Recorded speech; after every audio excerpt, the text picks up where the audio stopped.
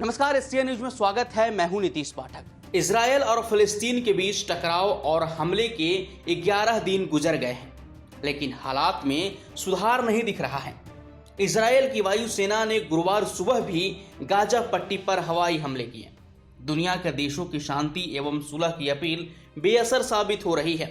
इस बीच इजरायल की तरफ से बड़ा बयान दिया गया है। अमेरिका में इजरायल के राजदूत एलॉर्ड ने कहा है कि उनकी लड़ाई फिलिस्तीन से नहीं बल्कि आतंकवादी संगठन हमास से है।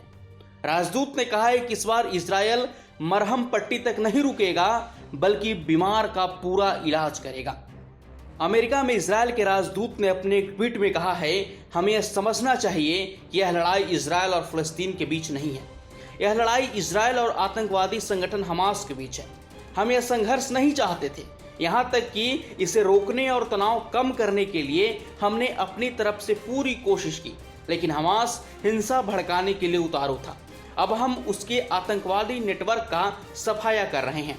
दोनों देशों के बीच सीज फायर की बातें की जा रही है, लेकिन हम बीमारी का इलाज के बारे में सोच रहे हैं, मरहम पट्टी के बारे में नहीं। इस बीच हमास के नेताओं ने दावा किया है कि अगले 24 घंटे में इजरायल के साथ सीज फायर का ऐलान हो सकता है। वर्ष 2014 के बाद हुए इन सबसे बड़े भीषण संघर्ष में अब तक गजा पट्टी में कम से कम 227 लोग और इजरायल में 12 लोग मारे गए हैं।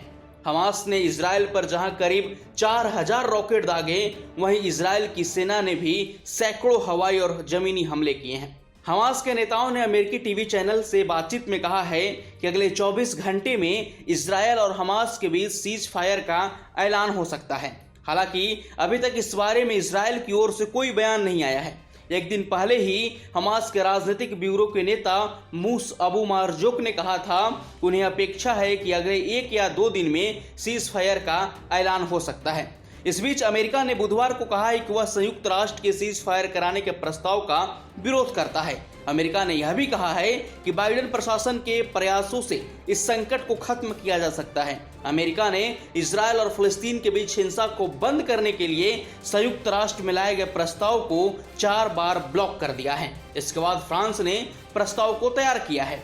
इजरायल और फिलिस्तीन के बीच बीते 11 दिनों से चल रही भीषण लड़ाई के मद्देनजर तनाव में महत्वपूर्ण कमी लाने की अमेरिका के राष्ट्रपति जो बाइडेन की अपील के बावजूद इजरायली प्रधानमंत्री बेंजामिन नेतन्याहू ने गाजा पट्टी पर सैन्य अभियान जारी रखने का बुधवार को संकल्प लिया। माना जा रहा है कि नेतन्याहू के इस बयान से संघर्ष विराम पर पहुंचने के अंतर्राष्ट्रीय प्रयास जटिल हो सकते हैं।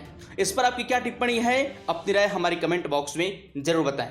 देश और दुनिया के तमाम छोटी बड़ी खबरों को देखने के लिए आप देखते रहे एसटीएन न्यूज। शुक्रिया।